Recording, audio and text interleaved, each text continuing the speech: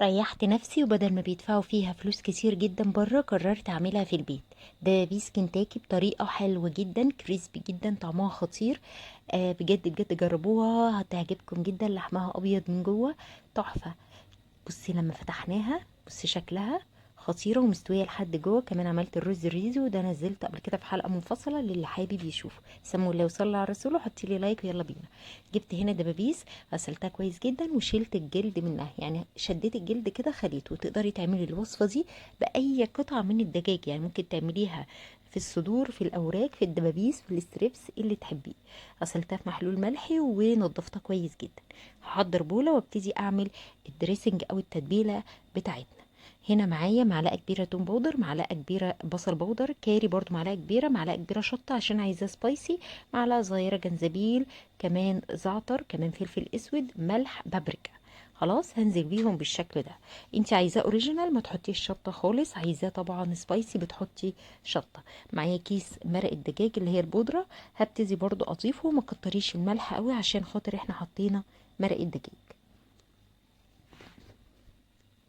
كمان هبتدي اضيف شويه من ملح الليمون، وبرده ملح الليمون استخدمته في المحلول الملح اللي نضفت بيه الفراخ عشان ما يبقاش ليها اي ريحه زفاره. هاخد كده معلقه كبيره مش مليانه قوي. هاخد كام فص كده من التوم المفرومين، وابتدي اقلب الحاجات بتاعتي دي كويس جدا زي ما انتوا شايفين كده. تمام. دلوقتي بقى هبتدي اضيف اللهم صل على النبي، اللي هو الصوص السبايسي او الهوت. ده لو انت عايزه الموضوع يبقى سبايسي اكتر. لو عندك اللي هو الصوص الكوري هيبقى تحفه، نقطتين منه تفي بالغرض. انا عايزه اقولك البتاع ده مايع قوي، ما مش مشطشط، فنقطتين تفي من الغرض من التاني.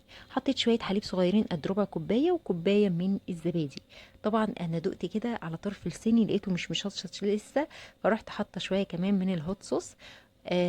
وقلبت كده. خلاص بقت جاهزه معايا. هبتدي اجيب دبابيس الفراخ بتاعتنا واروح حطاها زي ما انتوا شايفين في التتبيله بتاعتنا بالشكل ده، واقلبها كويس.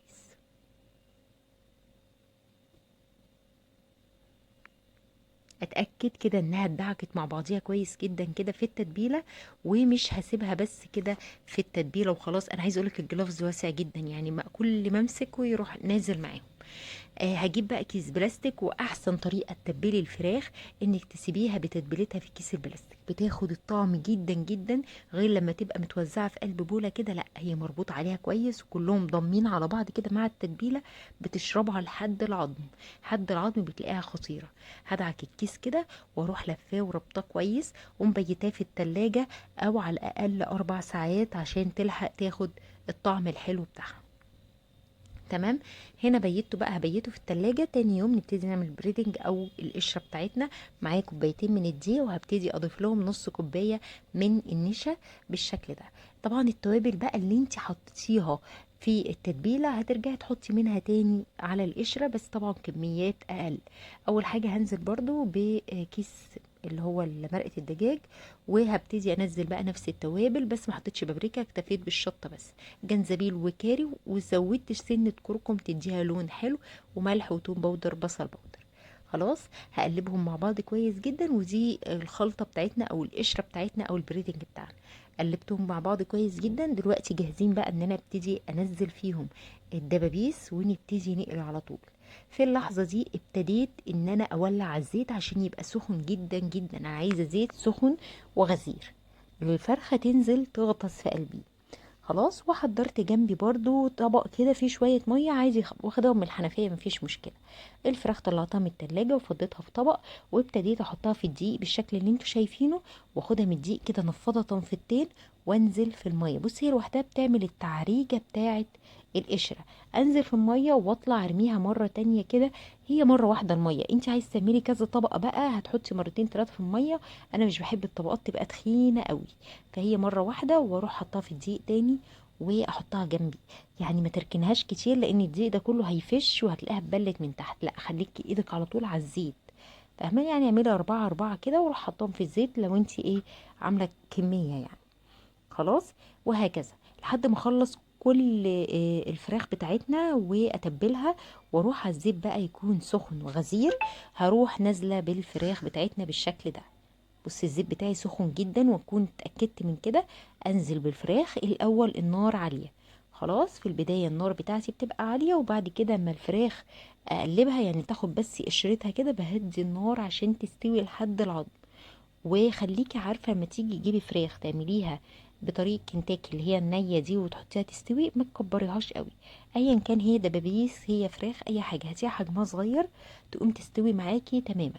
بعد ما فات دقيقه او دقيقتين رحت قلبها على الجهه التانية عشان برضو تاخد القشره برضو بتاعتها، وبعدين ههدي النار مجرد بس ما اقلبها على الجهه التانية واسيبها دقيقه ولا حاجه، اروح مهديه النار. شايفه القشره بتاعتها عامله ازاي؟ تمام. دلوقتي بقى نبتدي نهدي النار بتاعتنا بقى لتحت، ونجيب غطا حلة ونغطي عليها عشان نكتم البخار فتستوي أسرع وأسرع. بعد يعني 10 دقايق كده هبتدي ان انا اقلبها، او 7 دقايق اقلبها على الجهة التانية، وبرضو اسيبها في حدود ال10 دقايق تاني او ال7 دقايق تاني على حسب حجم الدبوس، ولو لقيت مكان وسع كده بنحط واحد كمان لحد ما استوت واخدت الشكل التحفه ده. كمان عملنا بطاطس مع بعض، لا مش مع بعض، عملنا بطاطس لوحدنا انا اسفه. وكمان قبل كده نزلت لكم فيديو الرز الريزو، وكل اسرار الرز الريزو نفس الطعم نفس كل حاجه بتاع بره، نزلته لكم لوحده اللي حابب يعمله خطير. بص قطعت الفراخ طبعا هي سخنه فاستعنت بالسكينه، بصي بيضه وخطيره لحد العظم، تحفه. جربوها بطريقتي انا متاكده انها تعجبكم. وادي كمان الرز الريزو بصوص الريزو. سلام.